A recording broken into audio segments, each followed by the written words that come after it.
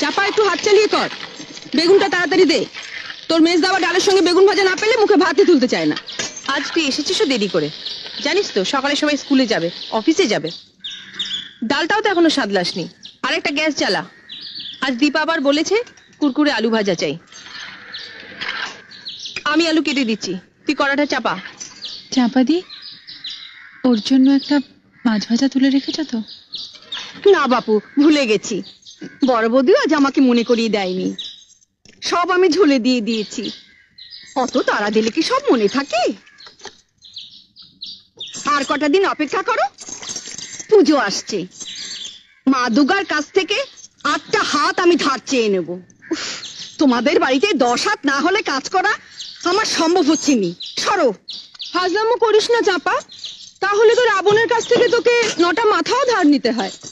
10টা মাথা না হলে সকলের সব কথা মনে রাখবি কি করে? যা বলেছিস, এই বাড়িতে সবার আলাদা আলাদা অর্ডার, এক একজনের এক এক রকম জিভ।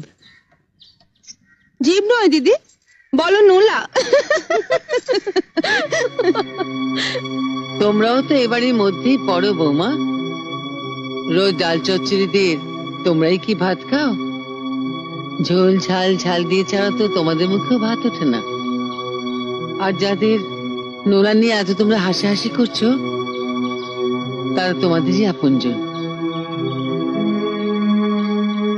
জয়া মা, তুমি আর দাঁড়িয়ে থেকো না, চঞ্চলের ভাতটা বেড়ে নাও। আজ না হয় চঞ্চলকে আমি বলে দেবো মাছের ঝোল দিয়ে ভাত খেয়ে নিতে। যাও। রান্নাঘরে সবাই মিলে ঢুকলে ধাক্কাধাক্কি হবে, তাই দাদাদের খাবারটা বাড়া হয়ে যাক, তারপর না হয় ওর খাবারটা বেড়ে নেবো মা। কিন্তু আপিস তো সব একসঙ্গেই যাবে বৌমা। আপনার ছোট বউয়ের জন্য একটা আলাদা রান্নাঘর করে দিন মা, আমাদের সঙ্গে ধাক্কা ধাক্কি তোর কষ্ট হয়। আমি সে কথা বলিনি মেজদি। না তা বলনি, কিন্তু এর চাইতে বড় রান্নাঘর তো রাজা মহারাজাদের বাড়িতে হয় ভাই। ও কথা বলিসনি মেজো, ওর বাপের বাড়ির রান্নাঘর হয়তো সেই রকমই। আমাকে সবসময় বাপের বাড়ির কথা বলে খোঁটা দাও কেন দিদি? গরিব ঘরের মেয়ে বলে? তাতে কি, বিয়ের পর মেয়েদের পরিচয় তো আর বাপের বাড়ি দিয়ে হয় না, শ্বশুর বাড়ি দিয়েই হয়।